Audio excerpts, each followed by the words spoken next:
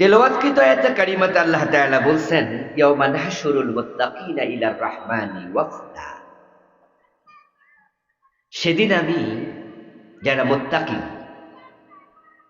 তাদেরকে রহমান দয়াময় আল্লাহর সামনে অতিথি রূপে হাজির করব, মেহমান হিসাবে।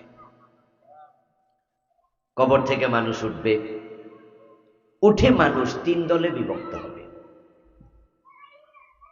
এই মানুষগুলোর মাঝে 2 দল মানুষ টিকবে, আর এক দল হাসরের ময়দানে যেতেই পারবে না, আগে আউট হয়ে যাবে, ওরা জাহান্নামে হবে। প্রিয় নবীজি বলছেন, ইহশারুন নাস ইয়াউমাল কিয়ামাতি সালাসাতা আসনাফ, সিনফান মুশাতান ওয়া সিনফান রুকবানা ওয়া সিনফান আলা ওয়ুজুহিহিম ওয়া ইযাল কুবুরু বু'সিরাত। যখন কবর খুলে দেয়া হবে, নুফিখা ফিস-সূর, যখন সিংহায় ফু দেয়া হবে, সুম্মা নুফিখা ফীহি উখরা, এটা হবে শেষ ফুৎকার। ফাইযা হুম কিয়ামুন ইয়ানজুরুন, তখন মানুষগুলো কিয়াম করবে, দাঁড়ায়া যাবে কবর থেকে। কবর খুলে যাবে, একজন মানুষও মাটির নিচে লুকায়া থাকার অনুমতি আর পাবে না। মায়ের পেট থেকে যেমন আমরা দুনিয়া এসেছি, এখানে আমাদের কোনো হাত ছিল না, আমরা আল্লাহর অর্ডারে এসেছি। আবার দুনিয়া থেকে যখন চলে যাব, তখন আল্লাহর অর্ডারে যাব। আপনি চাইলেও মরতে পারবেন না। আবার মৃত্যু যখন আসবে, চাইলেও বাঁচতে পারবেন না। বিষ খাইছে মরার জন্য, অথচ মরে নাই, এমন লোকও আছে না? নাই? আছে। ফাঁসি দিছিল, জুইলা রইছে ফাঁসিতে, মরার জন্য ফাঁসি দিছে, পাবলিক যাইয়া ঠিকই আবার দইরা কোলে লইয়া হাসপাতালে নিছে, এও 10 বছর বাঁচছে, 15 বছর বাঁচছে। আবার বাঁচার জন্য, চিকিৎসা করার জন্য সিঙ্গাপুরের হাসপাতালে চলে যায়, ব্যাংককে চলে যায়, লন্ডনে চলে যায়। হাসপাতালে গেছিল বাঁচতে, কিন্তু হাসপাতাল থেকে লাশ বাইর হইছে, মরে গেছে। জন্ম মৃত্যু এগুলো আমাদের হাতে নাই। মানুষ মায়ের পেট থেকে এসেছে আল্লাহর অর্ডারে, আবার দুনিয়া থেকে চলে যাবে আল্লাহর নির্দেশে। আবার কবর থেকে যখন উঠবে, সেখানেও নিজের মন গড়া ভাবে কিছু করার অধিকার নাই। কবর যখন খুলে যাবে, তখন কবর থেকে আপনাকে উঠে দাঁড়াতেই হবে। ফাইযা হুম কিয়ামুন ইয়ানজুরুন, তারা দাঁড়াবে, দাঁড়ায় এদিক সেদিক তাকাবে, কিরে এই যে এক নতুন মাঠ, বাড়ি নাই, ঘর নাই, গাছ নাই, পালা নাই, পাহাড় নাই, নদী নাই, আকাশ নাই, কিচ্ছু নাই, নতুন এক জায়গা। বিহবল হয়ে তাকাবে। ওই মানুষগুলো কবর থেকে ওঠার সাথে সাথে 3 ভাগে ভাগ হয়ে যাবে। সিনফান মুশাতাম, এক ভাগ মানুষ তারা হেঁটে হেঁটে হাসরের ময়দানে রওনা দেবে। নুফিখা ফিস-সূর ফাতাতুনা আফওয়াজা, দল বেঁধে মানুষ হাঁটবে। হুফাতান উরাতান গুরলাম, গায়ে কাপড় নাই, পায়ে জুতা নাই, মাথায় টুপি নাই, এবং খতনাবিহীন। মায়ের পেটের সন্তান যেমন দুনিয়াতে এসেছে, কবর থেকে এভাবে সে উঠবে কাপড়বিহীন। অদৃশ্য একটি শক্তি তাকে পিছন থেকে ধাক্কাবে, সামনে যাও, গো অ্যাহেড। তখন সে পদাতিক বাহিনীর মতো হেঁটে হেঁটে হাসরের ময়দানে রওনা দেবে। এই মানুষগুলো হাসরের ময়দানে পৌঁছবে। এই মানুষগুলো হলো পাপিষ্ঠ মানুষ, খারাপ মানুষ। নাসুকুল মুজরিমিন, তাদেরকে ধাক্কায়া নেওয়া হবে ইলা জাহান্নামা। হাসরের ময়দান তো হাসরের ময়দান নাম, এটা সূর্যের নিচে ঘামের সাগরে ডুবে থাকার জায়গা, জাহান্নামের কষ্টের অংশ। ধাক্কায়া তাড়ায়া নেওয়া হবে হাসরের মাঠে। যা তারুজুল মালাইকাতু ওয়ার রূহু ইলাইহি ফি ইয়াউমিন কানা মিকদারুহু 50 আলফা সানা। সেখানে ঢুকে 50,000 বছর দাঁড়ায়া থাকতে হবে। তুদনা শামসু ইয়াওমাল কিয়ামাতি মিনাল খালক। ওই সূর্যটাকে সৃষ্টির এই মানুষগুলোর মাথার সামনে একবারে কাছে নিয়ে আসা হবে। হাত্তা তাকুনা কামিকদার মিলিন। সেটা হবে সামান্য দূরত্ব সুরমা দানির শলাকার মতো, একবারে 2.5-3 ইঞ্চি লম্বা, 1.5-2 ইঞ্চি উঁচু। সুরমা দানির শলাকা যেমন বড় হয়, সূর্য থাকবে মাথার উপরে ঠিক এখানেই। ওখানে ঢুকার পরে মানুষ দেখবে এমন মাঠে ঢুকেছে যেই মাঠে একবারে প্লেন করা, সমতল করা, সেখানে উঁচু নিচু নাই, এবং মাঠটা হবে তামার আকৃতির। ইউহশারুন নাস ইয়াউমাল কিয়ামাতি আলা আরদিন বাইদা আফরা কাকুরসাতিন নাকি লাইসা ফিহা আলামুন লি আহাদ। সহিহ বুখারীর হাদিস। মহিলারা রুটি বানানোর জন্য যেমন আটা দিয়া খামির বানায়, খামিরটা যেমন একবারে থাকে প্লেন, একবারে সমতল, উঁচু নিচু নাই, ঠিক হাসরের ময়দান হবে এরকম সাদা তামাটে আকৃতির, কোনো উঁচু নিচু নাই। ওখানে ঢোকার সাথে সাথে আল্লাহ সূর্যের আলো অন করে দেবেন। সূর্যের তাপে ফায়াকুনুন নাসু আলা কদরি আমালিহিম ফিল আরাক। মানুষগুলোর দেহ থেকে ঘাম বের হতে শুরু করবে। ওই সূর্যের তাপে এমন ঘাম বের হবে, ফামিনহুম মান ইয়াকুনু ইলা কাবাইহি ওয়া মিনহুম মান ইয়াকুনু ইলা রুকবাতাইহি ওয়া মিনহুম মান ইয়াকুনু ইলা হাকবাইহি ওয়া মিনহুম মান ইউলজিমুল আরাকু ইলজামাম। কারো কারো টাকনু গিরা ডুবে যাবে, কারো হাঁটু ডুবে যাবে, গামে কারো কোমর ডুবে যাবে, গামে কারো গর্দান পার হয়ে মাথাটাও ডুবে যাবে। সূর্যের তাপের কারণে ওই ঘাম গরম পানির মতো উতরাতে থাকবে। এভাবে থাকা লাগবে 50,000 বছর। এ হলো একদল মানুষ। মোট কয় দল হবে? হ্যাঁ, মাশাআল্লাহ। ওয়াজ মনে রাখেন, ওয়াজ শুনিয়েন। যারা এমন আইতাছে ওরা অর্ধেক ওয়াজ পাইব, অর্ধেক ওয়াজ পাইব না। আমাদের দেশের মানুষ এই হলো সমস্যা। ইনশাআল্লাহ দেখবেন কিছুক্ষণ পরে মাঠ ভরে যাবে। তবে হেরা আইসা ওয়াজ লেস পাইব, আগা পাইব না, আগা পাইব গোড়া পাইব। অথচ ফাও ফা বসে আছে, ফাও ফার বাড়িতে বসে আছে। এখানে কালকে মাহফিল হবে। কত সুন্দর করে প্যান্ডেল বানাইছে, ঢাকা থেকে বক্তা দাওয়াত দিয়ে আনছে। আপনারা কি এখানে ওদেরকে টাকা দেয়া লাগবে? যদি দেন মাহফিলের জন্য, মাদ্রাসার জন্য, আপনার ইচ্ছা, না দিলে কোনো অসুবিধা। মাগনা ওয়াজ শোনা যায়। আমাদের ওয়াজ শুনতে, আমাদের কাছে পড়তে ফাজেল পাস করা লাগে। আলেম পাস তো বটেই, আমরা পড়াই কামেলে ফাজেল। তা আমার এই ক্লাসে যাই, আমাদের ক্লাসে ঢুকতে তো মেট্রিক ফার্স্ট, ডিগ্রি ফার্স্ট লাগে, কিন্তু এখানে তো রিক্সাওয়ালা বইতে পারে। কি আমার মাদ্রাসায় গেলে আমার ক্লাসে রিক্সাওয়ালা ঢুকতে দিব প্রিন্সিপাল? দপ্তরে দিব, হে তো বের করে দেবে। আপনি যদি আমি আবুল কালাম আজাদ হুজুরের ক্লাসে পড়তাম, আইসি কবে আপনি ক্লাসে ঢুকবেন, আউট। মাহফিলে এমন সুযোগ, এখানে যত বড় হুজুর আসুক এর সামনে একবারে ভিক্ষুকও বসতে পারে, ঠিক না? মূর্খ টুরুক যা, এত সুযোগ পাওয়ার পরেও ওয়াজে আসে না। অর্ধেক পাবে, অর্ধেক পাবে না। তাহলে হাসরের ময়দানে মানুষ কয় গ্রুপ হবে? এক দলের কথা বলতেছি, যারা হাসরে ঢুকবে। প্রিয় নবী সাল্লাল্লাহু আলাইহি ওয়াসাল্লাম বলছেন, হাসরের ময়দানে যারা ঢুকবে তাদের জন্য জায়গা বরাদ্দ থাকবে শুধু তাদের কদম রাখার পরিমাণ। দুইটা পা রাখতে যতটুকু জায়গা লাগে, কারো জন্য এসে বেশি জায়গা বরাদ্দই থাকবে না।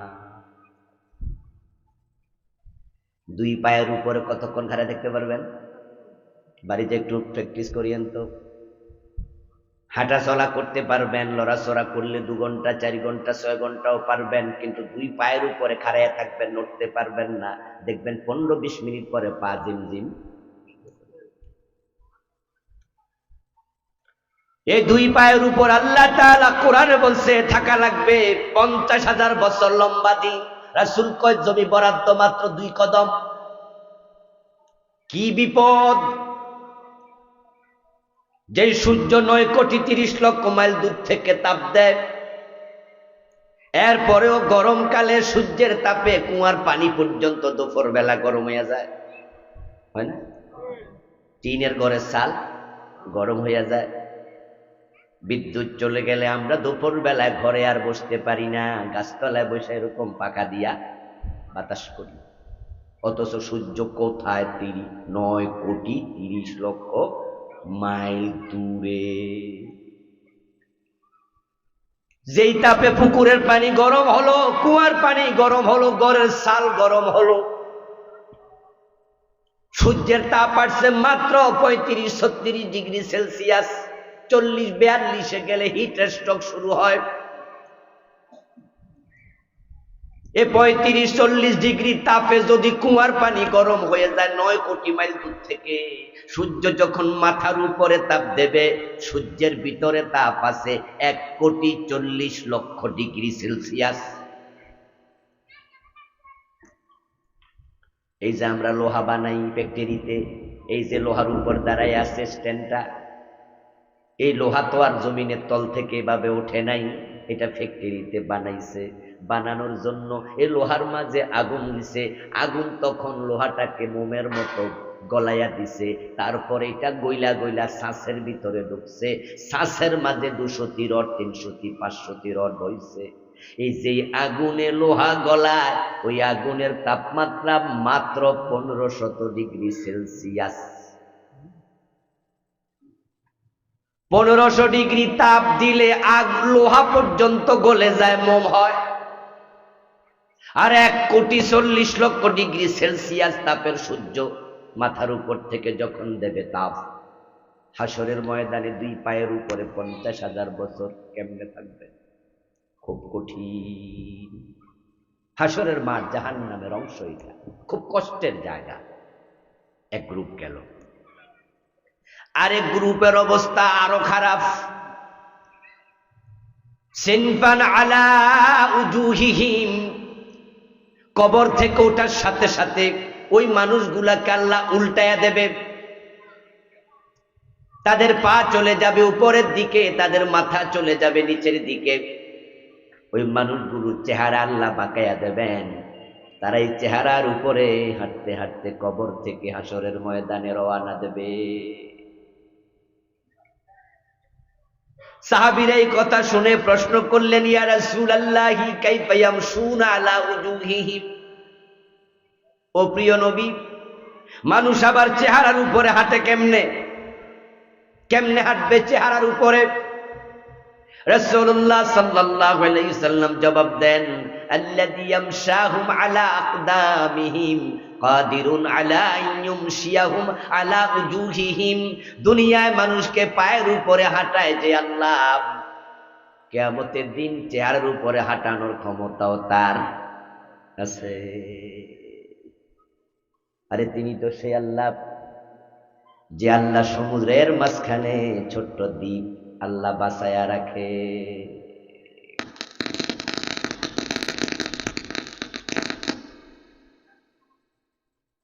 আমার প্রিয় ভাইয়েরা, এই মানুষগুলো উল্টে যাবে। তারা উল্টা উল্টা হাঁটতে হাঁটতে যখন হাসরের ময়দানে রওনা দেবেন, তখন আল্লাহ ফেরেশতাদেরকে বলবেন, ওদেরকে হাসরের মাঠে ঢুকতে দিও না, ওদেরকে হাসরের মাঠে ঢুকতে দিও না। কারণ পরীক্ষা হবে তার, এডমিট আছে, যার এডমিট পাবে সে ফর্ম ফিল আপ করছে, যে ফর্ম ফিল আপ করছে সে ছাত্র হিসাবে ভর্তি হয়েছে, যে যার ভর্তি নাই এর কিসের ফর্ম ফিল আপ, কিসের এডমিট, কিসের পরীক্ষার হল? যারা কাফের তারা হাসরের ময়দানে ঢুকতে পারবে না। ওদের কোনো পরীক্ষা নিরীক্ষাই নাই। ইউরাফুল মুজরিমুনা বিসীমাহুম ফায়ুখাযু বিন-নওয়াসি ওয়াল আকদাম ফাবিআইয়ি আলাই রাব্বিকুমা তুকাযযিবান। আল্লাহ ওদেরকে উল্টায়া দিয়া বুঝাবে, দুনিয়ায় উল্টা চলছ, সেজদার মালিক শুধু আল্লাহ, তুমি ফিরের পায়ে সেজদা দিছ। আসেনি এমন লোক? লাকসাম এলাকায় আসেনি?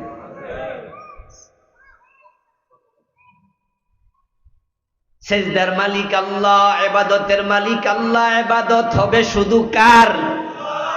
কিন্তু তারা ফিরেরও ইবাদত করতো, ফিরেরও সেজদা দিত।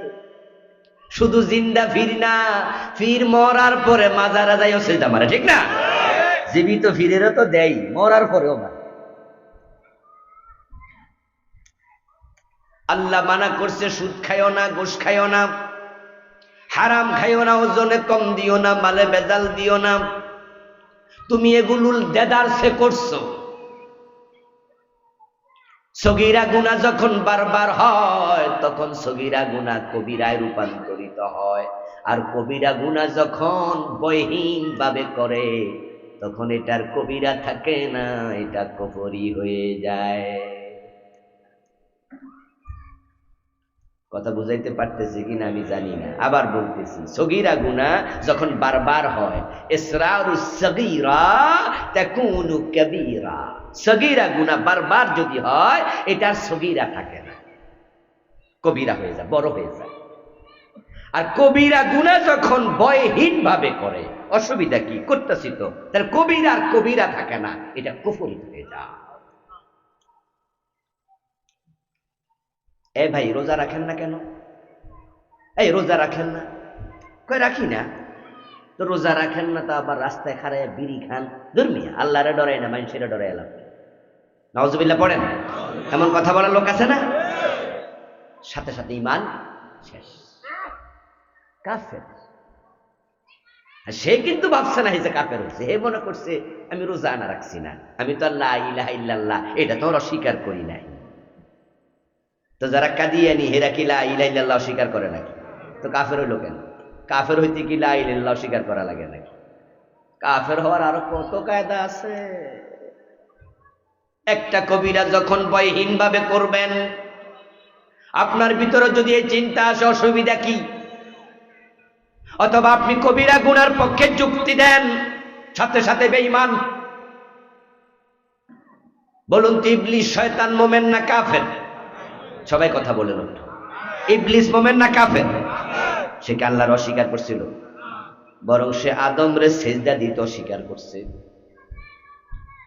আল্লাহ যখন বলছিল আদমকে সেজদা কেন দিলে না, মা মানাআকা আল্লা তাসজুদা ইয আমারতুক, তোমাকে যখন নির্দেশ দিয়েছিলাম আদমরে সেজদা করো, কেন করলে না?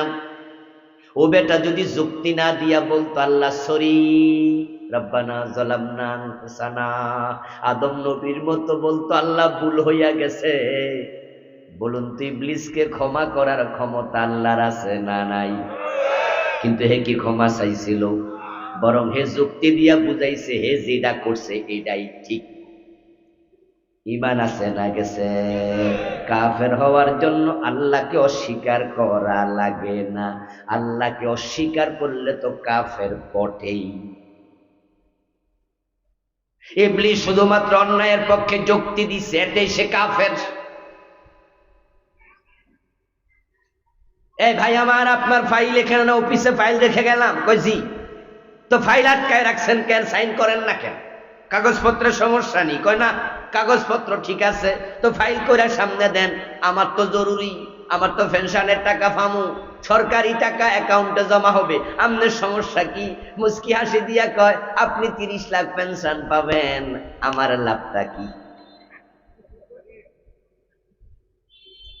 আমি যে সিগনেচার দিলে আপনি 30 লাখ পাইয়া যাবেন, তো আমার লাভ কি? আপনি বললেন আজিব, তো আপনার লাভ কেন? আপনারা সরকার বেতন দেয় না? কমিয়া বেতন তো দেয়, এ চাকরি লইতে 30 লাখ ঘোষ দিছিলাম। তো বেতন পাই 25,000, 28,000, 40,000, এই দিয়ে তো সংসারই চলে না। ওই 30 লাখ তুলমু কেমনে? এই জন্য ভাই সিগনেচার দিব না যদি আমার 1 লাখ না দেন। আমরা 30 লাখ, আমার 1 লাখ। সরাসরি ঘোষ খায়, পাওনা টাকার মতো সাইয়া খায়, ডাইরেক্ট অফেন বলে দে টাকা না দিলে সাইন করবো না। এমন জালেম অফিসার আছে না নাই? ডাইরেক্ট কইয়া দে দেন, টাকা না হয় যান। এরপরে আবার বলতেছে ভাই চাকরি তো 20 লাখ, 50 লাখ, 30 লাখ ঘুষ দিয়া লইছি। তারপরে আবার হিল ট্যাক্সে দিছিল, জয়েনিং লেটার দিছে, ইয়ানে জয়েন করো। ওখানতে আবার 10 লাখ দিয়া ঢাকা আইছি। তাহলে প্রথমে দিলাম 30 লাখ, আবার দিলাম কয় লাখ? কয় লাখ গেল? তুই টাকা তুলমু কেমনে? এই জন্যই তো ঘোষ খাই। মানে ঘোষ খাওয়া যে যায় আছে, যুক্তি দিতেছে। এবার আপনি বলবেন যে মিয়া পরে বিচার দিব, মুস্কি হাসি দিয়া বলবো ওখানে না দিয়া খাই নাকি? একা খাই, ওখানেও 5% দেই। পারলে যা করেন করেন, আপনি বিচার পাবেন না এমন সিস্টেম বাংলাদেশে চালু হয়েছে। তাই গত 15 বছর যারা খায়, এখন নতুন কেউ খাচ্ছে। কি ঠিক না? গত 15 বছর সাদাবাজি ছিল, ছিল কি না? অগাস্টের 5 তারিখে সাদাবাজরা পলাইয়া গেছে। এরপরে 5 মাস বাংলাদেশ এখন সাদাবাজ নাই, ঠিক না? আছে তো, হেরা তো নাই। তাহলে কেডা খায়? খাওয়ার জন্য আগে খাইছে মালেকে, এখন খায় খালে। এই যে বাংলাদেশ এক আশ্চর্য দেশ। মাঝে মাঝে আমার মনে হয় জমিনে কোনো প্রবলেম আছে নি আল্লাহ জানে, মাটিতে সমস্যা কি আল্লাহ জানে। সন্দেহ পুরা করি না, কিছু কিছু করি। কারণ আশ্চর্য এক দেশ। শুধু নেতাদের দোষ দিয়া লাভ নাই, পুরা জমিনের মানুষগুলাই কয়েক % ভালো আছে, না হয় আসমান থাকতো না, আল্লাহ গজব দিত। খারাপের সংখ্যাই বেশি, ঠিক না? 100 টাকা দিলে বাটফারে ভোট দিয়া দেয়, ঠিক না? ঠিক না? এটা বিড়ি খাওয়াইলে ভোট দিয়া দেয়। সৎ মানুষ, যোগ্য মানুষ হেরে নেতা বানাবে না। হেরে নেতা বানাই আমার কি? হের কি আমার টাকা দিছে? বরং এ মিয়া আমার 1000 দিছে, 1000 তো পাইছি, হেরে ভোট দিমু। হে কি করবো? এটা এর ব্যাপার, আমি তো 1000 পাইছি। এই যদি চরিত্র হয়, ভালো মানুষ নেতা হবে কেমনে? আর ভালোরা নেতা না হলে চাঁদাবাজি বন্ধ হবে না, দেশ উন্নত হবে না, দিন দিন আরো তলাবিহীন চুরি হয়ে যাবে।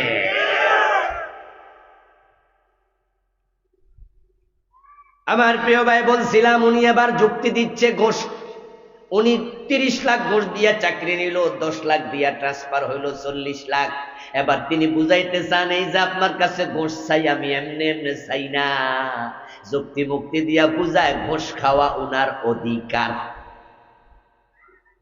আপনাদের কাছে আমি জিজ্ঞাসা করবো, আপনারা জবাব দেন। 30 লাখ দিয়া ঘোষ দিয়া চাকরি লইছে, এইভাবে ঘোষ দেয়া জায়েজ না হারাম? তারপর যখন ট্রান্সফার হয়েছে ওখান থেকে আবার 10 লাখ, ওখানে ঘোষ দেয়া জায়েজ না হারাম? এবার যে ঘোষ খাইতেছে, জায়েজ না হারাম? কয়টা হারাম করলো? কিন্তু যুক্তি দিয়া কি বুঝাইছে? সাথে সাথে ঈমান শেষ।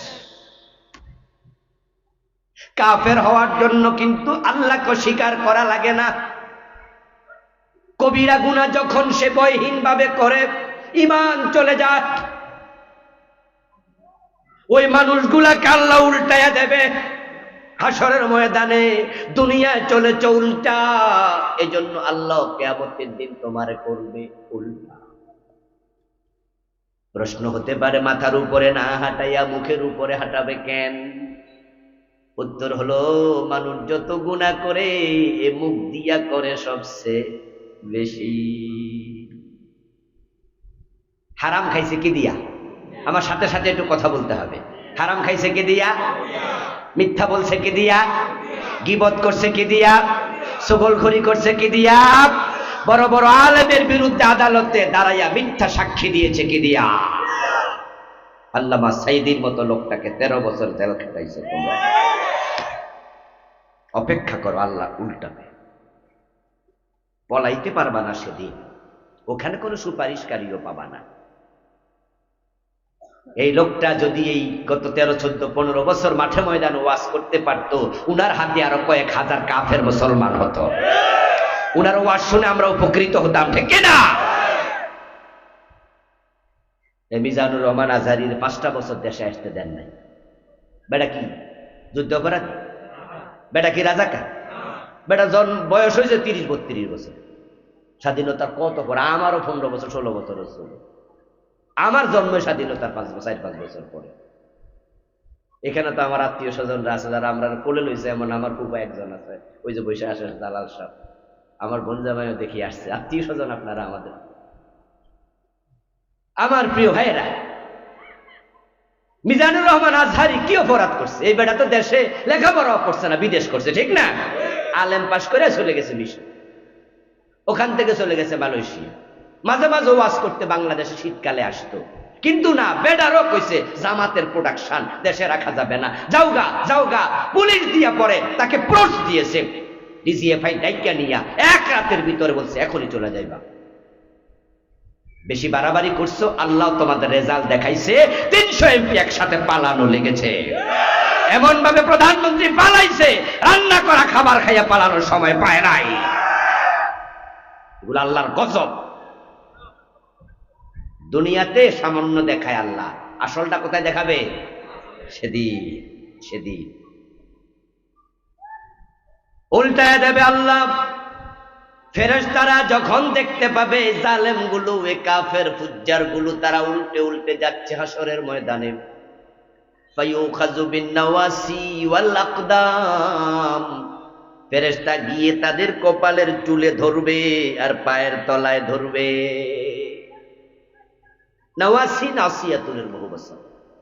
নাসিয়াতুল মানে কপালের অগ্রভাগের চুল, আকদাম হলো কদমের বহুবচন, কদম মানে পায়ের তলা।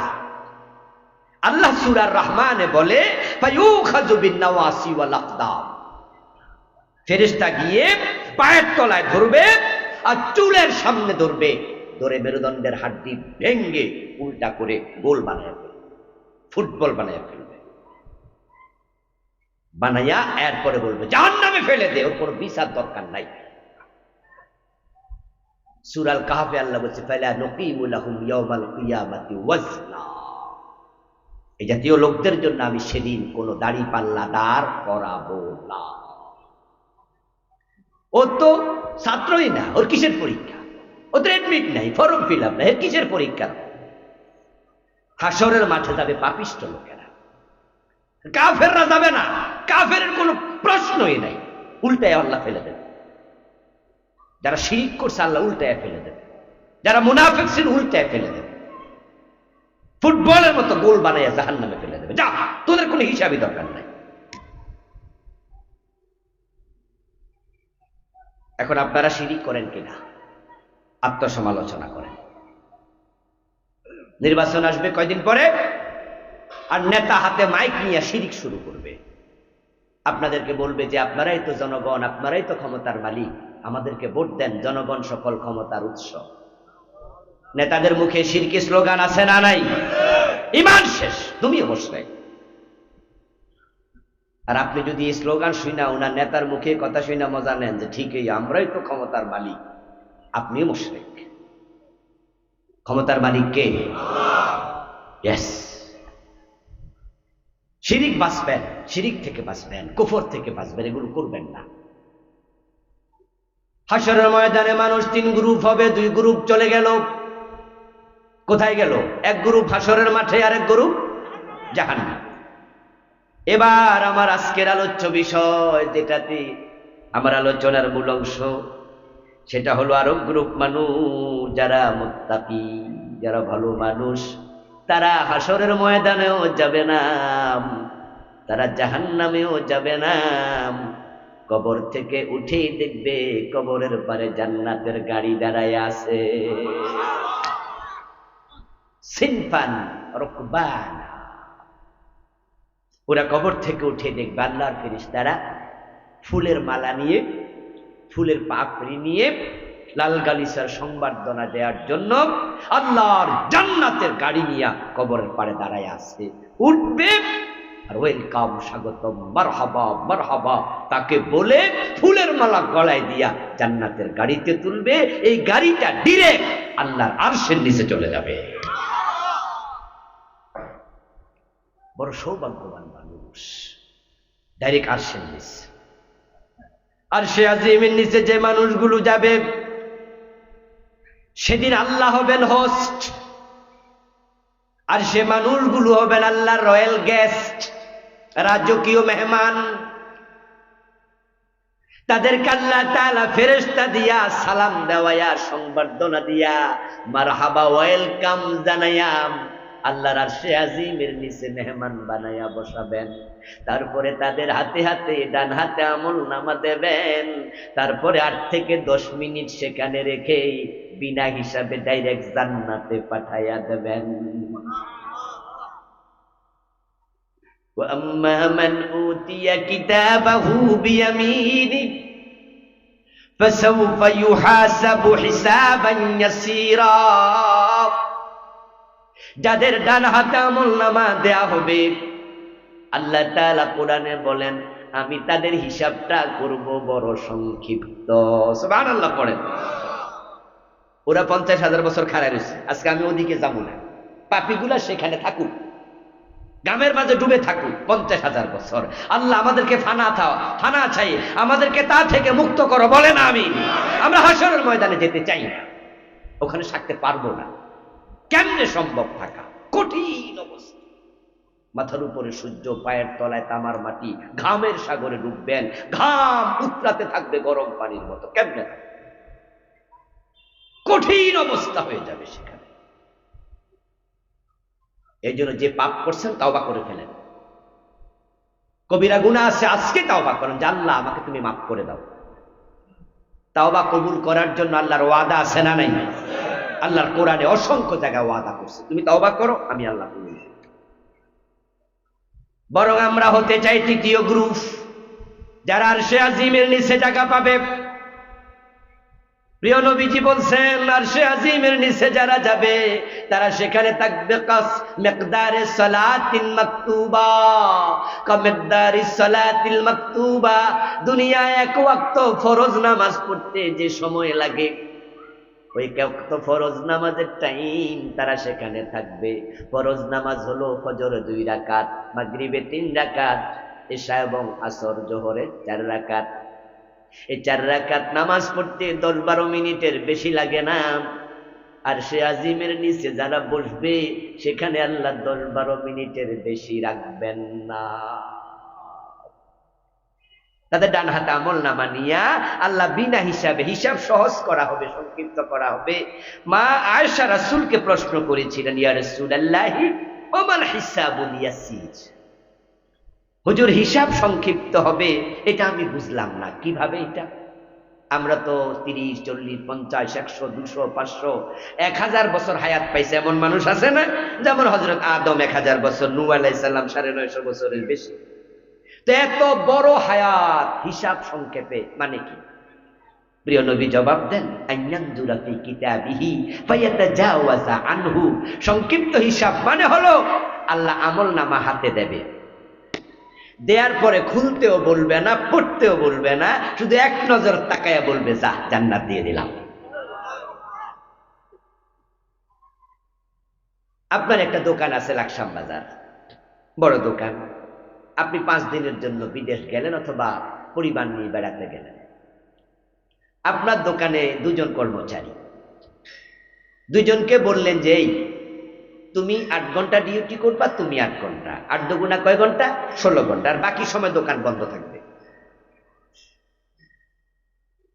2 জনকে দায়িত্ব দিয়ে 8 ঘন্টা 8 ঘন্টা আপনি চলে গেলেন বেড়াতে। 5 দিন পর ফিরে আসলেন। আসার পর আপনার দোকানের কর্মচারী এবার এই 5 দিনের বেচা কেনার হিসাব দিচ্ছে। একজন কাগজ টাগজ নিয়ে রেডি, একবার সব লিখে রাখছে, কত টাকা আয়, কত টাকা ব্যয়, কয় টাকা আবার মাল কিনছে, কয় টাকা বিক্রি করছে, কত টাকার মাল আছে এখন, সেই হিসাব দিচ্ছে। নিয়ে বলে স্যার এই 5 দিনের হিসাব এখানে আছে। আপনি বললেন যে ঠিক আছে এটা রাখো, হিসাবটা এখানে রাখো, রেখে তুমি যাও। পরে আরেকজন আসছে, আসার পরে হেরে বললেন যে, হে বললো স্যার এখানে 5 দিনের হিসাব আছে। সে আপনি বললেন যে ওকে হিসাব দাও। এখন সে বলতেছে স্যার এত এত এত, আর আপনি তাকে জেরা শুরু করছেন, এখানে বেশি হলো কেন, ওখানে কম হলো কেন, এটা করলা কেন, ওইটা করলা কেন। বলুন তো আগের বেডা আর এই বেডার হিসাব কি এক? যারা আরশে আজিমের নিচে জায়গা পাবে আল্লাহ একজনকেও বলবে না হিসাব দাও। সুবহানাল্লাহ পড়ে, একজনকেও বলবে না। শুধুমাত্র হিসাবের আমল নামাটা দেখবে, দেখে বলবো যাও জান্নাতে চলে যাও। قال رسول الله صلى الله عليه وسلم فإنه من نوكش هلكا فإنه من نوكش عذبا। রাসূলুল্লাহ বলেন আল্লাহ কাল কিয়ামতের দিন হাসরের ময়দানে যাকে বলবেন হিসাব দাও তার উপায় নাই, উপায় নাই। এজন্য আরশে আজিমের নিচে যাওয়ার ফিকির করেন, চেষ্টা করেন। ওখানে গেলে কপাল খুলে যাবে, ওখানে ঢুকলে জান্নাত, এবং সেটা কবর থেকে তুলে ফেরেশতা নিয়ে যাবে।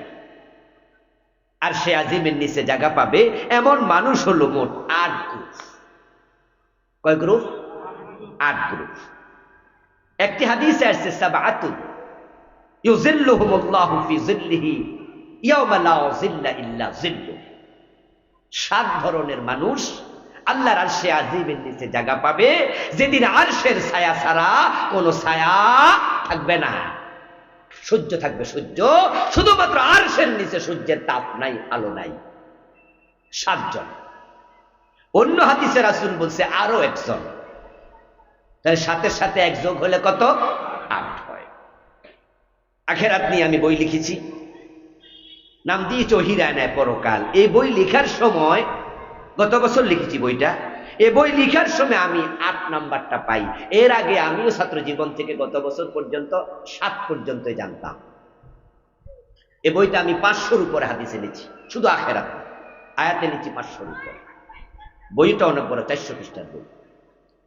আমার লেখা মোট 8টা বই আছে আলহামদুলিল্লাহ, ড্রাইভারের কাছে আছে, নেবেন, খুবই উপকারী বইগুলো। ওই বই লিখতে গিয়ে রাসূলুল্লাহর আরেকটি নতুন হাদিস পেলাম। 8 নাম্বারটা হলো আল্লাহ তাআলা তার কিছু বান্দা যারা অন্য মানুষের প্রতি ইহসান করত, মানুষের প্রতি ইহসান করার কারণে আল্লাহ তার প্রতি ইহসান করে তাকে আরশে আজিমের নিচে দেবেন। ওইটা আল্লাহর সাথে সম্পৃক্ত না, ওইটা হলো মান আনজারা মুনজিরা আও ওয়াদা'a লাহু আদাল্লাহু আল্লাহু ফি যিল্লিহি ইয়াওমা লা যিল্লা ইল্লা যিল্লুহু। 8 নাম্বার। শেষটা আগে বললাম, এই চরিত্রটা আনেন। 7 ধরনের চরিত্রবান, এখন হবে 8। এই চরিত্র যে অর্জন করবে আল্লাহ শুধু তাকে আরশে আজিমের নিচে দেবেন। আপনার আমল আপনার কবর।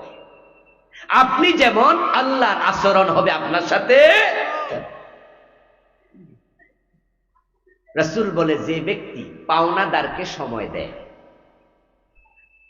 আপনি পাবেন একজন লোকের কাছে দেনাদারকে পাওনাদার সময় দেয়, সে টাকাটা সময় মতো দিতে পারে নাই, আপনি তাকে সময় দিচ্ছেন, ঠিক আছে ভাইজান দেন, আপনি সুবিধা মতো দেন। অথবা লোকটা পানা, আপনি আছেন, দিতে পারে না, দেওয়ার সামর্থ্য নাই, আপনি তখন তাকে বললেন ভাই ঠিক আছে যত পারেন তত দেন। এই দয়া দেখালে আল্লাহকে আমি দয়া দেখাই আরশে আজিমের নিচে জায়গা দিয়ে দেব।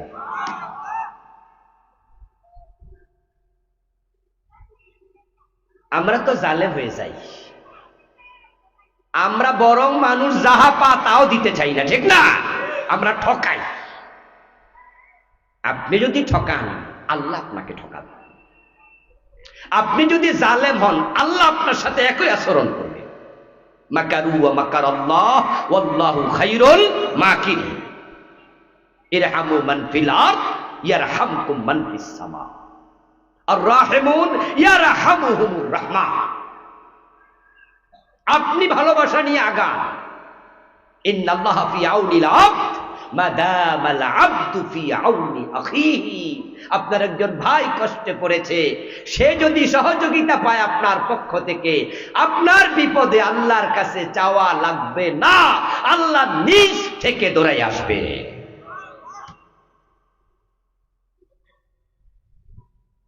ও দোস্ত, আপনি যখন মানুষকে ঠকাবেন, আল্লাহ তাআলা আপনাকে ঠকাইয়া ছাড়বেন। রাসূলুল্লাহ সাল্লাল্লাহু আলাইহি ওয়াসাল্লাম বলেন, মান আখাযা শিবরাম মিনাল আরদি যুলমাম ফাইন্নাহু ইউতাওয়াকুহু ইয়াওমাল কিয়ামাতি মিন সাবঈ আরদিন। তুমি যদি কারো জমিন অন্যায়ভাবে 1 বিঘত দখল করো, তাহলে আমি আল্লাহ এটা 7 বিঘত বানাইয়া তোমার গলায় ঝুলাবো। এখন দখল করার আগে ভাইবা দেখো ওই মাটির ওজন সহ্য করতে পারবে তো? আপনি দেনাদারকে সময় দিলেন, দেনাদার গরিব, আপনি এলাকার গ্রাম্য দোকানদার, আপনার দোকান থেকে বাকি খাইছে, ওই রিকশাওয়ালা, হয় না, টাকা নগদ দিতে পারে না, রিকশাওয়ালা, ওই দিনদার গরিব মানুষটা, সে আপনার এখান থেকে বাকি খাইলো, কিন্তু মাসের শেষে টাকা দেবে। হঠাৎ করে মাসের 20 তারিখে তার রিকশাটাই চুরি হয়ে গেল। এখন বেটা কোত্থেকে আপনার বাকি টাকা দেবে? এখন তো তার সংসার চলাই দায়। আপনার কাছে এসে বলল, ভাইজান আপনার টাকাটা আমি এই মাসে দিতে পারবো না, রিকশা চুরি হয়ে গেছে। আপনি চোখ বড় করে বললেন যে সব আমি শুনি না, বেটা না দিলে তোর খবর আছে। তাহলে আপনি তার সাথে নরম না শক্ত? আপনার বিপদের দিন আল্লাহ হবে আপনার সাথে শক্ত। ও বেটা টাকা দিতে পারে না, বাস্তব ওজর। যদি আপনি বলতেন ভাই ঠিক আছে আগামী মাসে দিও, পরের মাসে দিও, তুমি যে এখন রিকশা চালাইতে পারো না, রিকশা নাই, সংসার কেমনে চলে? তখন দেখবেন যে চোখের কোনায় পানি চিকচিক করবে। গরিব মানুষ, সংসার কেমনে চলে, এই খবর যখন জিজ্ঞাসা করবেন, কৃতজ্ঞতায় চোখে পানি চলে আসবে।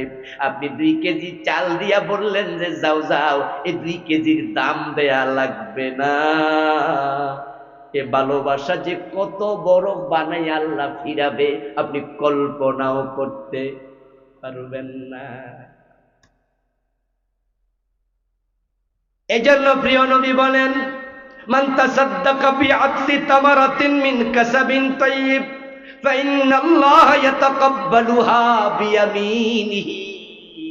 মানুষ যখন হালাল কামাই থেকে কোন গরিবের হাতে একটা খেজুর দান করে, 10টা টাকা দেয়, গরিব হাত পেতে নেয়, গরিবের হাতে পড়ার আগে রহমান আল্লাহ নিজের ডান হাত বিছায়া দেয়। কারণ গরিব রে গরিব বানাইছে কে?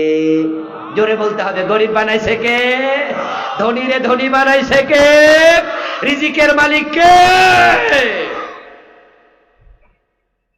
ইরহামু মান ফিল আরদ ইয়ারহামকুম মান ফিস সামা। দুনিয়াওয়ালাদের সাথে কঠোর হইও না, কঠোর হইও না, ভালোবাসা দেখাও। 8ম ব্যক্তি যে অন্যকে সুযোগ দেয়। পরের মাসে এবার টাকা দিতে আইছে রিকশাওয়ালা, আইসা এবার টাকা দেওয়ার সময় বলতেছে, ভাইজান 5000 টাকা তো পানা হয়েছিলেন, আমি 5000 দিতে পারবো না, এই মাসে আমি 4000 দেব। যদি আপনি বলতে পারেন যে ঠিক আছে দিয়েন, অসুবিধা নাই। অথবা লোকটা চলে যাবে উত্তরবঙ্গে, তার বাড়ি দিনাজপুরে, রিকশা হারাইয়া এখন সে রিকশাও চালাইতে পারে না। বলছে ভাই 5000 পাইতেন, 4000 দিয়ে গেলাম, 1000 যদি আল্লাহ তৌফিক দেয় আমি দিমু, তবে কবে দিমু জানি না। আপনি মুস্কি হাসি দিয়ে যদি বলতে পারেন যাও 1000 দেয়া লাগবে না, মাফ করে দিলাম, এই চরিত্রবানকে আল্লাহ আরশে আজিমের নিচে টাকা দিয়ে দেবে। বিশাল ব্যাপার। মানুষ হচ্ছে আল্লাহর সৃষ্টির মাঝে সেরা, আর সৃষ্টির মাঝে সবচেয়ে নিকৃষ্ট কুকুর। যে কুকুর থাকলে ফেরেশতা আসে না। একটা কুকুর মরুভূমিতে মরুদ্যানের পাশে জিহবা বের করে হাঁপাচ্ছে পিপাসায় কাতর হয়ে। একজন পতিতা নারী যাচ্ছিল পাশ দিয়ে, সহিহ বুখারীর riwayat, বনী ইসরাঈলের যুগের কথা, রাসূলুল্লাহ শোনাচ্ছে। ওই নিকৃষ্ট চরিত্রের মহিলা কুত্তাটারে জিহবা বের করে হাঁপাতে দেখে তার দয়া জাগলো। তার পায়ে ছিল চামড়ার মোজা, সে চামড়ার মোজা খুলে তার ওড়নার সাথে বেঁধে মরুদ্যানের কোফে ফেলেছে। একটু পানি উঠলো, ওই পানিটুকু কুকুরের মুখে দিল। কুকুরটা পিপাসা থেকে নিষ্কৃতি পেল। আল্লাহ এত খুশি হয়েছে, কারণ কুত্তাও তো বানাইছে কে? আল্লাহ কয়ে যে এটা তো আমার পরিবারের সদস্য। আল খালকু কুল্লুহুম ইয়াদুল্লাহ, হাদিস। সমস্ত মাখলুক আল্লাহর পরিবারের সদস্য। আপনার 5টা ছেলে আছে, তার মাঝে 4টা শিক্ষিত, ভালো চাকরি করে, একটা অশিক্ষিত, চাকরি বাকরিও করে না, বুদ্ধি শুদ্ধিও কম। বলুন তো 5 ছেলের মাঝে আপনার দয়াটা কার প্রতি বেশি থাকবে? কারণ যেই 4 ছেলে চাকরি করে, শিক্ষিত, আপনি মনে মনে ভাবেন তো আল্লাহ ওদেরকে দিছে, ওরা ঠিক মতো চলবে। যেই ফোলাটা বোঝে কম, আপনি বাবা, আপনার দরদ তার প্রতি বেশি থাকবে। যারা অসহায় মানুষ, তাদের প্রতি আল্লাহর দরদ বেশি থাকে। ওদের প্রতি ভালোবাসা দেখাইলে আল্লাহ আরশে আজিমের নিচে দাঁড়াবে। এ হলো 8 নাম্বার। চলে গেল, সময় কম, আসেন ওই 7-এ ফিরে যাই। সাবাতুন ইযিল্লুহুমুল্লাহু ফি যিল্লিহি ইয়াওমা লা যিল্লা ইল্লা যিল্লুহু, ইমামুন আদিল।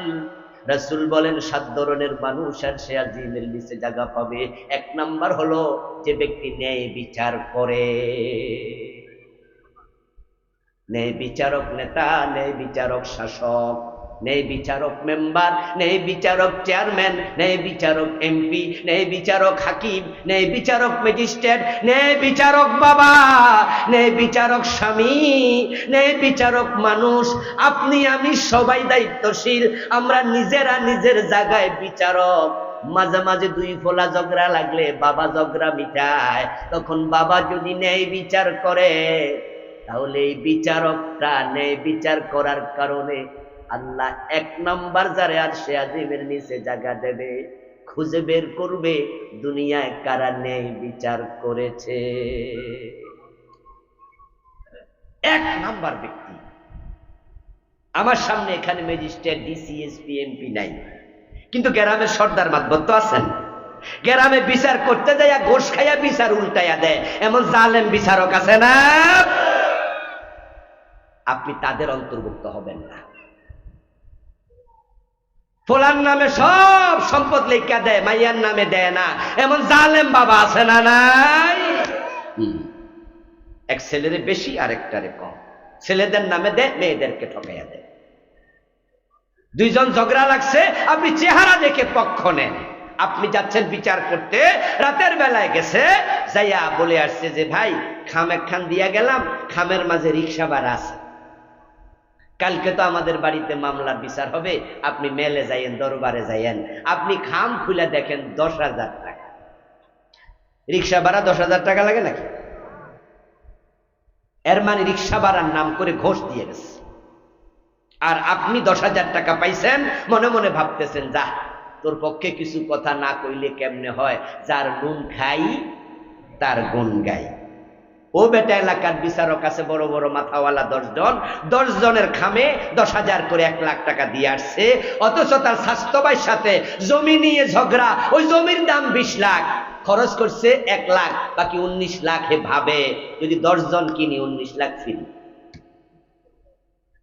বিচারে মানুষ আছে 50 জন, 100 জন, কিনছে 10 জন। কারণ নেতা কথা বলবে তো সবাই তো আর বলবে না। ওই 10 জন যখন এক সুরে কথা বলে, বাকি 90 জন চুপ করে থাকে।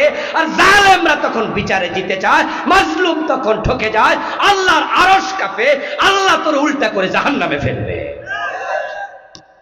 জালেম। আর যদি আপনি তাকে বলতে পারেন যে এই মিয়া কিসের খাম দিছো, তোমার বাড়িতে কালকে বিচারে যাবো, কি রিক্সা লাগে নাকি, আমি হাইটা যেতে জানি না? আর রিক্সা ভাড়া যদি দেও তাহলে 50 টাকা দিয়ে দাও, 100 টাকা দাও, এত মোটা খাম কিসের, যাও সরো। বিচারে আপনি গিয়েছেন, ন্যায়ের পক্ষ নিয়েছেন, আপনি এমন ভাবে শক্ত অবস্থানে যান, সব যদি একদিকে, আপনি একা থাকেন একদিকে, দরকার হলে বিচার করব না, এরপর অন্যায়ের পক্ষ নেব না। আল্লাহ বলে তোরে আরশে আজিমের নিচে জায়গা দেব। আরশে আজিমের নিচে বসতে চান? ওমা রাজি হয় না যে দেখতেছি রে, বসতে চান? তাহলে এখন থেকে অন্যায়ের পক্ষ নেওয়া যাবে না, ঠিক আছে? ন্যায় আছে যেখানে আমরা। নেতা যদি ন্যায় বিচারক হয়, দেশে ন্যায় বিচার প্রতিষ্ঠিত হয়। কিন্তু গত 15টা বছর পুরা বাংলাদেশ অন্যায়ের নিচে চাপা পড়ে গিয়েছিল। এই দেশ থেকে ন্যায় পালিয়ে গিয়েছিল। ইসলামী দলের নেতা 11 জনকে তারা ফাঁসি দিয়েছে। আল্লামা সাইদিকে 13 বছর জেল খাটাইছে। আমি যদি আল্লাহর কসম করেও বলি, কসমটা হেনেস হবে না, ভাঙবে না। এই যে ফাঁসি দিল, তাদেরকে জেলে রাখলো, অথচ তারা একজন যুদ্ধাপরাধী না। পুরা মামলা মিথ্যা, মিথ্যা, মিথ্যা। এই ফাঁসিগুলো মিথ্যা, মিথ্যা, মিথ্যা। পুরা জুলুম, পুরা জুলুম। বিচারপতি নিজামুল হকের স্কাইপি কেলেঙ্কারির কথা আপনাদের মনে আছে? শিক্ষিত লোকদের তো মনে আছে। সেখানে তিনি বলছিলেন ফোনে যে আসলে সরকার একটা রায় চায়, এটা দিতে হবে, এই জন্য দিয়ে দেব। আর উনাকে তখন বলতেছিল আরেক বিচারক, এই রায় যদি তুমি সরকারের পক্ষে দাও তাহলে তোমাকে আপিল বিভাগে বিচারপতি বানানো হবে। উনি নিজে আপিল বিভাগের বিচারপতি হওয়ার জন্য আল্লাহর এক বান্দারে ফাঁসি দিয়ে দিলেন, সরকারকে খুশি করবে।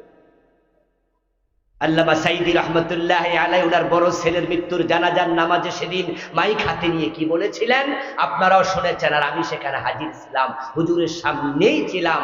আল্লামা সাইদি বলছে 71-এর কাদার কোন ছিটা ফোটা সাইদির গায়ে লাগে নাই, লাগে নাই, লাগে নাই।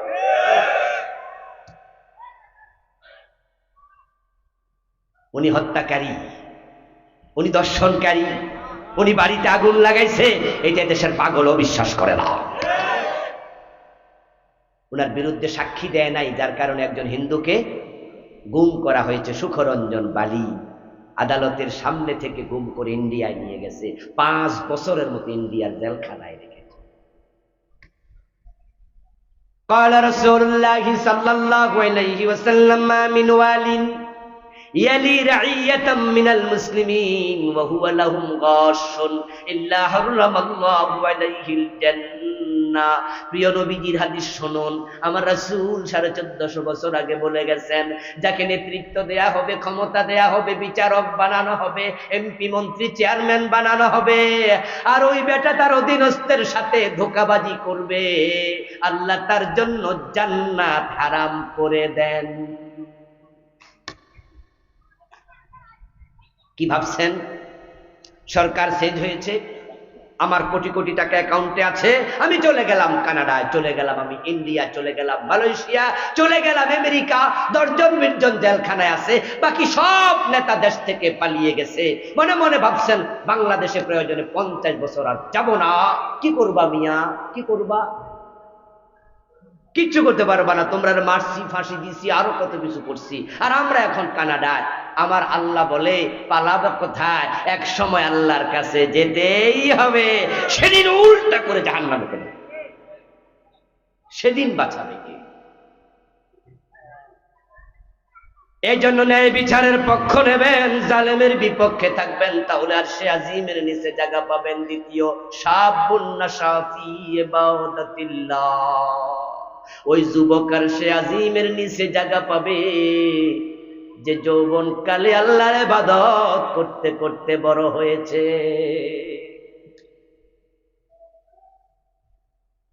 আজকে যারা আমার সামনে আছেন যুবক, আলহামদুলিল্লাহ, যৌবন হচ্ছে ইবাদতের শ্রেষ্ঠ সময়। যারা আছেন বুড়া, আপনি এক সময় যুবক ছিলেন। যারা আছেন আজকে দাদার বয়সী, ঘরে আপনার যুবক নাতি আছে, আপনার নাতিটাকে আর সে আজিমের নিচে যেন বসতে পারে, তাকে যৌবনে ইবাদত শিখান। নিজের ছেলেটাকে যৌবনে ইবাদত শিখান। আপনার চোখের সামনে আপনার ছেলে যেন ফজরের টাইমে ঘরে ঘুমায়া থাকতে, আপনার যুবতী মেয়ে যেন ঘরে ঘুমায়া থাকতে না পারে ফজরে। আপনার যুবতী মেয়েটা যেন বোরকা ছাড়া কলেজে স্কুলে যেতে না পারে। আপনার যুবক ছেলে যেন ইসলামের পক্ষে, আল্লাহর দ্বীন কায়েমের জন্য অগ্রণী ভূমিকা রাখে। নিজে উৎসাহিত করেন, বলেন যে যারা এই দেশ ইসলামের পক্ষে, যা তুই তাদের দলে যোগ দে। যৌবন হচ্ছে ইবাদতের শ্রেষ্ঠ সময়। যুবকদেরকে আল্লাহ খুব ভালোবাসেন। আবু সাইদ খুদরি নামে একজন প্রখ্যাত সাহাবী, উনি বলতেছেন যখনই তিনি যুবকদেরকে দেখতেন তখন তিনি বলতেন যে আসো আসো, সামনে আসো। তিনি সম্মান দিতেন, সম্মান দিয়ে বলতেন মারহাবাম বিওসিয়্যাতি রাসূলিল্লাহি সাল্লাল্লাহু আলাইহি ওয়াসাল্লাম আওসানা আন নুআসসিআ লাকুম ফিল মাজলিস। যুবক দেখলে বলতেন স্বাগতম স্বাগতম, আসো। রাসূল অর্ডার করছে আমাদেরকে যুবকদেরকে দেখলে বসার জন্য জায়গা ছেড়ে দাও। ওয়ানুফাহিমাকুম আল হাদিসা, রাসূল আমাদেরকে অর্ডার করেছেন যুবকদেরকে হাদিস শিখাও, কোরআন শিখাও। ফাইন্নাকুম খুলুফুনা, কারণ তোমরাই তো পরে চেয়ারে বসবে। আজকের যুবক আগামী দিনের নেতা, ঠিক না? আজকে যার বয়স 15, 16, 17, 18, আপনার পরে তো সেই চেয়ারে বসবে, সেই তো এমপি হবে, সেই তো মন্ত্রী হবে। যুবক যদি আল্লাহওয়ালা হয় পুরা দেশটা আল্লাহওয়ালা হয়ে যায়। আলহামদুলিল্লাহ, বাংলাদেশে তো এবার যে বিপ্লব আমরা পেয়েছি, এটা কি বুড়া মানুষে করছে না যুবকেরা করছে? কথা বলতে কিপটামি করেন কেন? বলেন এবারের ভূমিকা কারা বেশি রাখছে? আমরা কিন্তু আলেমোলামারা আমরাও কিন্তু মন খুলে কথা বলার পরিবেশ পাই নাই 15 বছর। আমার নিজের থানা 14 গ্রামে আমি 12 বছর যাইতে পারি না ওয়াজ করতে। কুমিল্লা সদরে দেয় নাই 12 বছরের মতো ওয়াজ করতে। কত জায়গায় কটিয়াদি দেয় নাই, পাকুন্দিয়া দেয় নাই, শিবপুর দেয় নাই, কাপাসিয়া দেয় নাই, কত থানা গেলেই পুলিশ, গেলেই পুলিশ, গেলেই পুলিশ। কত হুজুরের গুলি করছে, পাপ শাপলা চত্বরে ফাঁসি মেয়ে এক রাইতে কয়েক হাজার গুলি করে ফেলছে। আলেম ওলামা দেখলে ঠেঙ্গাই দিছে সন্তান। আমার প্রিয় ভাইয়েরা, এই যুবকেরা যদি বিপ্লব না ঘটাতো আমরা এখনো মন খুলে কথা বলতে পারতাম না। আরে জুলুম, বিডিআরের যে কত কনস্টেবল, বিডিআরের কত অফিসার বিনা দোষে 17 বছর জেলখানা খাচ্ছে। গতকালকে ফেসবুকে দেখলাম বিডিআরের একটা অফিসার, সে বের হয়েছে, তার বিয়ের 14 দিন পরে সে অ্যারেস্ট হয়েছে। হয়তো বিয়া কইরাই বউরে কই আইছে যে অফিসে যাইতেছি, 4-5 দিন পরে থাইকা আবার ছুটি নিয়ে আসতেছে। যাওয়ার পরে বিডিআরের হত্যাকাণ্ড ঘটলো। সে বলতেছে যে আমি আমার বউটাকে ঘরে রাখলাম, তবে হ্যাঁ তার বউকে আমরা ধন্যবাদ দিই, ওই মহিলাটা কিন্তু যায় নাই, অপেক্ষা করেছে স্বামীর জন্য। আরেকজন বলল মেয়েকে রেখে এসেছি পেটে, এখন মেয়ের বয়স 16 বছর।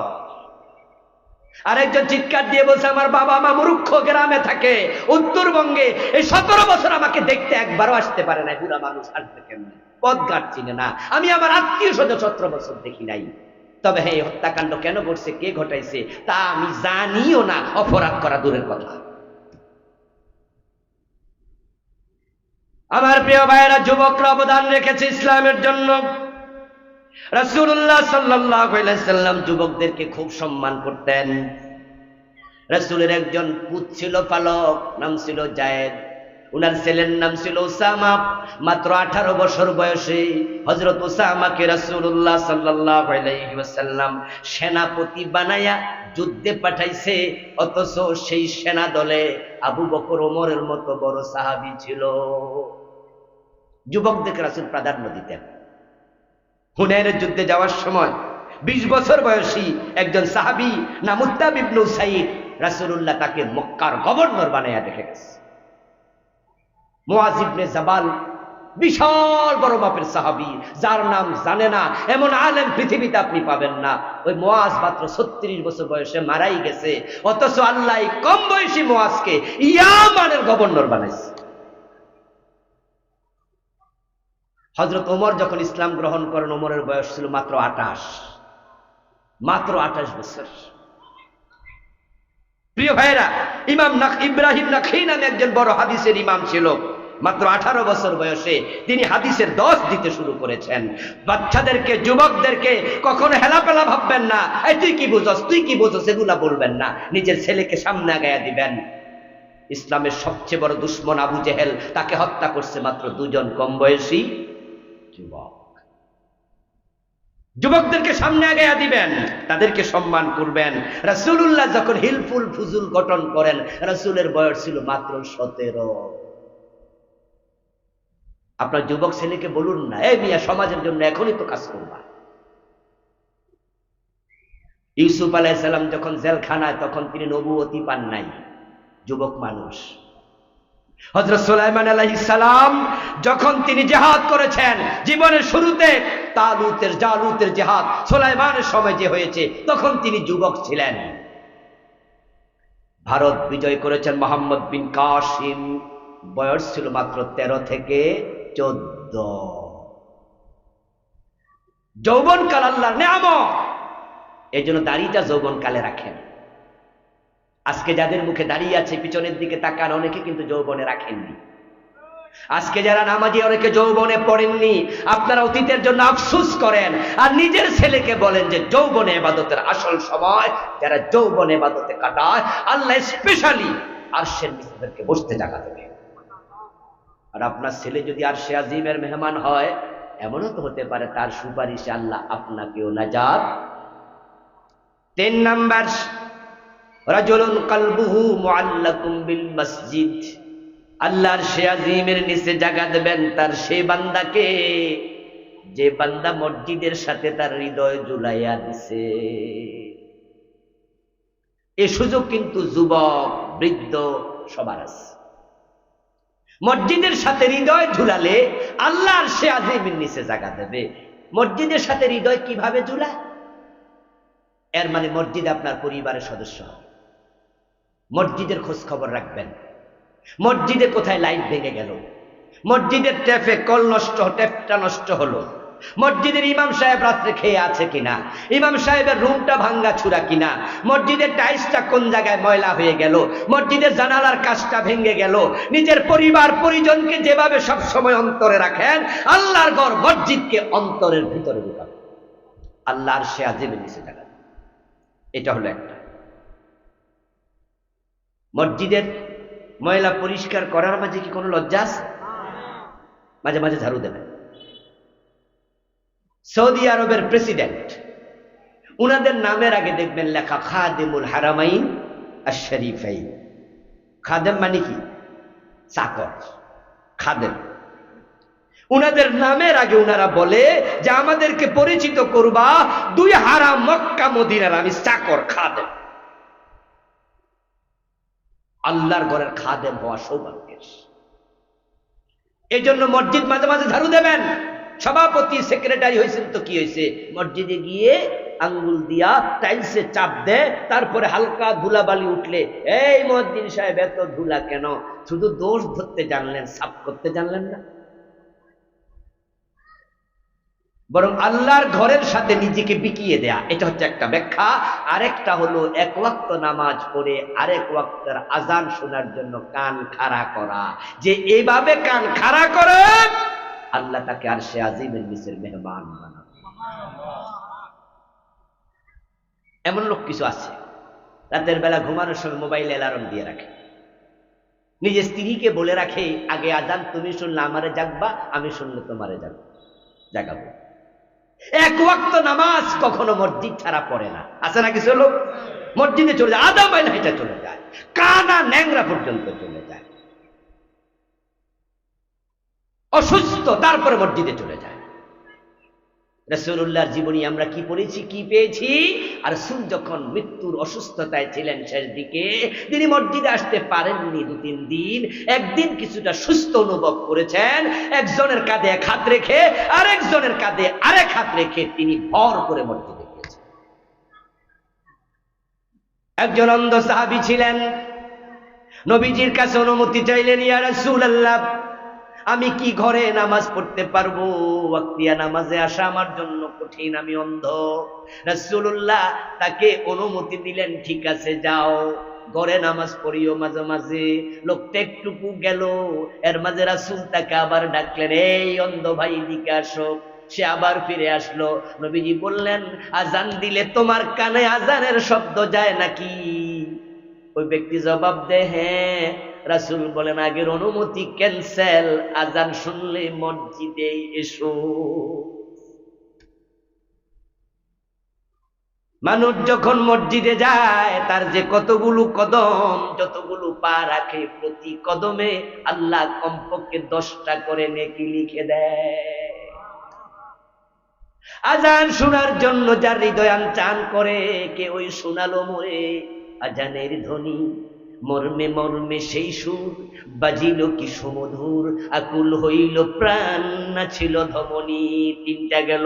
4 নাম্বার রাজুলানে তাহাব্বা ফিল্লাহ, এই যে তামা আলাই ওয়া তাফাররাকা আলাই, এমন 2 ব্যক্তিকে আল্লাহর আরশে আজিমের নিচে জায়গা দেবেন যারা একে অন্যকে আল্লাহর জন্য মহব্বত করত। 5 নাম্বার রাজুলুন যাকারাল্লাহ খালিয়ান ফাফাদাত আইনাহু, ওই ব্যক্তি আরশে আজিমের নিচে জায়গা পাবে যে রাতের গভীরে দিনের বেলায় একা একা বসে আল্লাহর জিকির করে আর চোখের পানি ছেড়ে দিয়ে কাঁদে। আমাদের সকলের চোখে পানি আছে না নাই? আর সে জায়গা পাওয়া কিন্তু একটা সহজ মাধ্যম। সবার চোখে আল্লাহ পানি দিছে, শুধু আপনি আল্লাহর ভয়ে একটু একা একা কাঁদেন, আল্লাহ এই গুনাহ করছি, ওই গুনাহ করছি, উপায় নাই, তুমি না ছাড়লে আল্লাহ জাহান্নাম আমি থাকতে পারবো না, আল্লাহ আমারে মাফ করে দাও। চোখের পানি ছাড়েন, বের হয়ে গাল পর্যন্ত আসলে জাহান্নাম হারাম হয়ে যাবে।